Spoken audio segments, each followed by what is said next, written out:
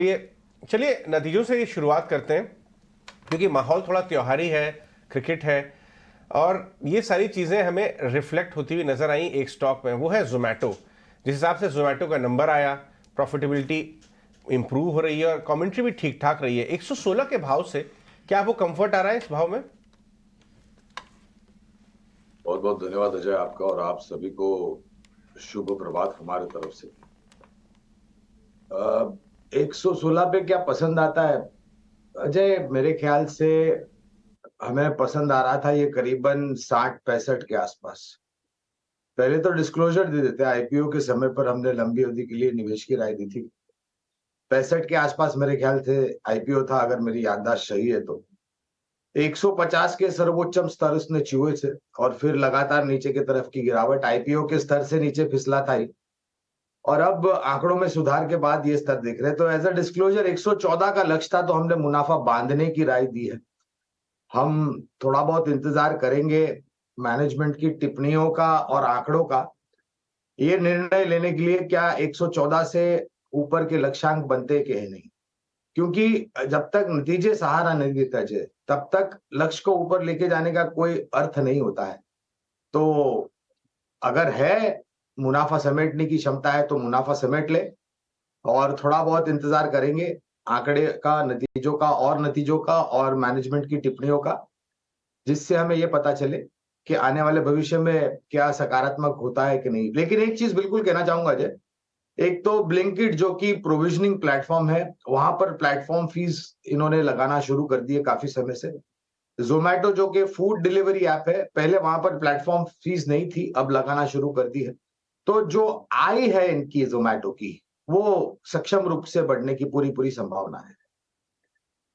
यार, और प्रैक्टिकल बात करते हुए नजर आ रहे हैं गौरांग कि भाई 60 रुपए पे हमने बाय बोला था, 116 का भाव है, थोड़ा मुनाफा वसूल कर ले। नंबर्स बैठ रहे हैं जिस हिसाब से उम्मीद थी, और उम्मीद जब आपकी ट्रांसलेट हो रही है गेन्स में, तो क्यों ना थोड़ा सा प्रॉफिट ले। मैं आपसे जेएसडब्ल्यू इंफ्रा पे बात करना चाहूंगा। नंबर अच्छा आया है, स्टॉक करीब 170 के आसपास आ गया। रेक्टर साहब लिखे आइए, हाँ 170 के आसपास ट्रेड कर रहा है, और रिजल्ट ठीक ठाक आया है, फर्स्ट रिजल्ट आफ्टर आईपीओ। कैसे देखते हैं आप इस कंपनी को? तो आईपीओ नोट द्वारा निवेश की राय थी हमारी अजय, लंबी अवधि के लिए। और एक ही दिक्कत है, मैं बात कर रहा हूँ थोड़ी बहुत छोटी से मध्यम अवधि के लिए। 5 राज्यों में चुनाव है और अगले साल एक बड़ा चुनाव। कोड ऑफ कॉन्डक्ट लागू होते ही मेरे ख्याल से जो भी निर्माण कार्य से जुड़ी हुई गतिविधि है, चाहे वो राज्य स्तर पे हो या केंद्रीय स्तर पर, वो थोड़ी बहुत धीमी गति पे जा सकती है।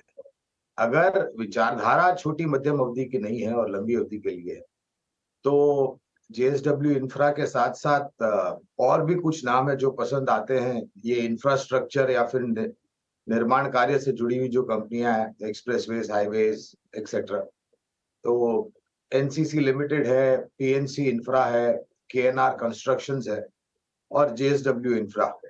मेरे ख्याल से अजय ये क्षेत्र एक बहुचर्चित क्षेत्र रहेगा, क्योंकि अगर हमें हमारे देश की, भारत देश की विकास दर को यहाँ से बढ़ा करके आगे लेके जाना है, तो आपको मजबूत ढांचे नए खड़े करने पड़ेंगे और जो मौजूदा ढांचा है उनको दुरुस्त करके आधुनिक बनाना पड़ेगा।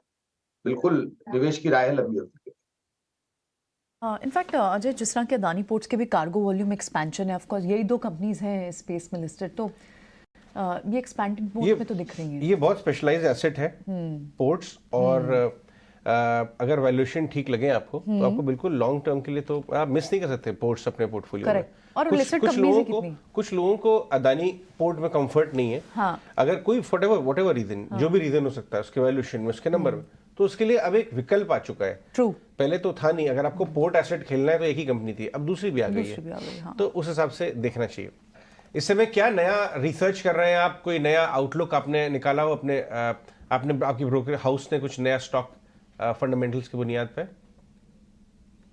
विकल्प तो बहुत सारे हैं अजय, और बुनियादी तर्क के आधार पर अगर एक ऑटो क्षेत्र से जुड़ी हुई कंपनी जो कि ज्यादातर इलेक्ट्रिक व्हीकल्स पर ध्यान देती है और पिछले 6-8 महीनों में काफी ऊपर के तरफ के दायरे भी हमने देखे, उसका नाम है ओलेक्ट्रा ग्रीनिंग टेक। मेरे ख्याल से इसकी श्रेणी छोटी मझौली शेयरों में आती है। करीबन 1200 के ऊपर के स्तर है मौजूदा। जो भी योजनाओं की गठन किया गया है और जो भी परिवर्तन माननीय मंत्री नितिन गडकरी जी ने टिप्पणियां करी है, इसको ध्यान में रखते हुए मुझे लग रहा है कि एक तो राज्य परिवहन तरफ से बहुत बड़े-बड़े ऑर्डर ऑलरेडी मिल चुके हैं और आने वाले समय में मिलेंगे। और निजी क्षेत्र से भी इनको काफी अच्छे बड़े ऑर्डर्स मिलने की पूरी संभावना है। स्क्रैपेज पॉलिसी भी एक बहुत बड़ा परिवर्तन सरकार लेके आई है, जिसके तहत ओलेक्ट्रा ग्रीन टेक जैसी बाकी अन्य कंपनियां भी हैं, इनको पूरा फायदा मिल सकता है। ये मैं बुनियादी तर्क के आधार पर बात कर रहा हूं, तो समय सीमा कम से कम साल 1.5 साल की होनी चाहिए। बहुत अनयूजुअल नेम है गौरांग बैंक्स में।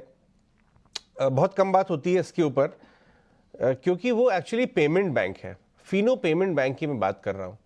पिछले कुछ हफ्तों में इसमें खबर ये आई है कि एक तो पेमेंट बैंक के पूरा अगर आप एक्सपेरिमेंट को देखें तो सिर्फ एक पेमेंट बैंक सक्सेसफुल हुआ है, वो है फिनो पेमेंट बैंक। और अब इनको RBI full service small finance bank बनने की इजाज़त देने वाली है, दे चुकी है, देने वाली है।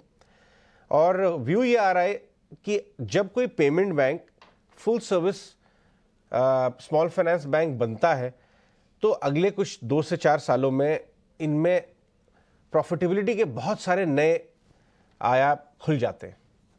इस भाव से 370-72 से करेक्ट होके आया है नीचे 270-300 के आसपास। क्या आपको इसके वैल्यूएशन ठीक लगते हैं? आपने इसके ऊपर काम किया?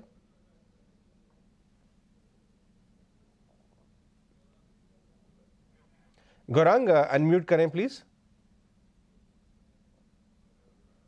सॉरी अजय, क्षमा चाहूंगा।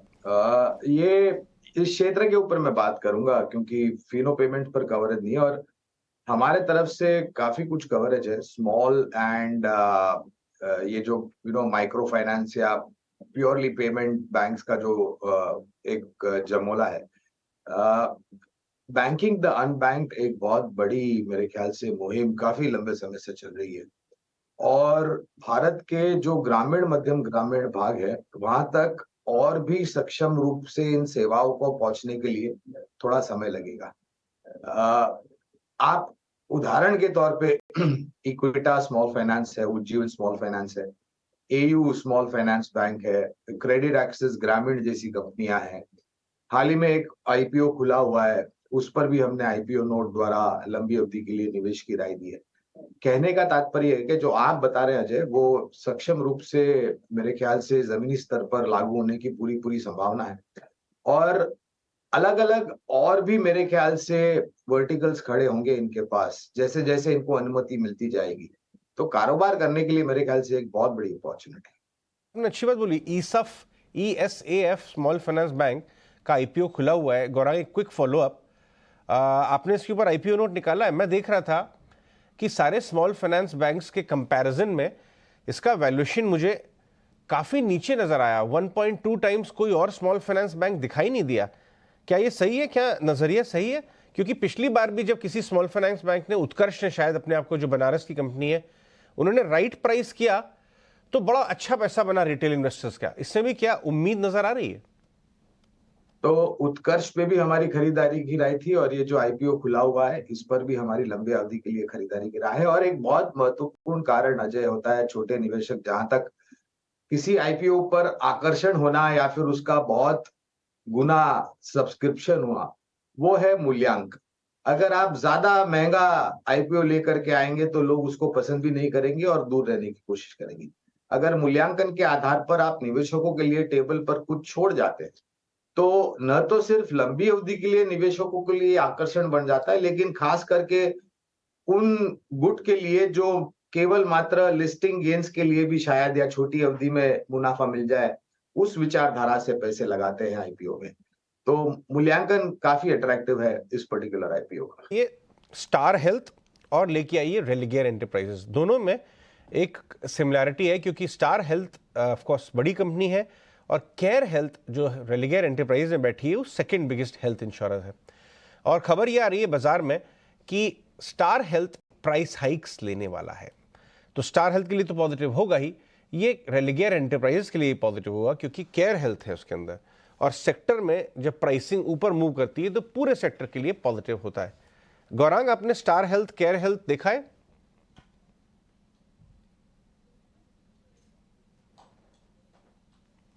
गौरांग, अनम्यूट करें प्लीज।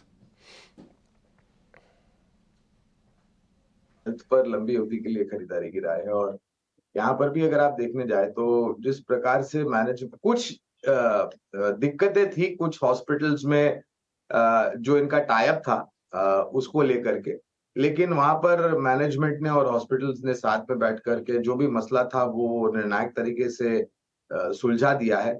और मैं ये बिल्कुल मानता हूं कि जिस प्रकार से आपको एक टर्म इंश्योरेंस की जरूरत पड़ती है आपके जीवन में, उसी प्रकार से आपको एक हेल्थ इंश्योरेंस की भी उतनी ही आवश्यकता होती है, जिस प्रकार से आपको एक जीवन बीमा की आवश्यकता होती है। तो यहाँ पर भी लंबी अवधि के लिए खरीदारी की राय है।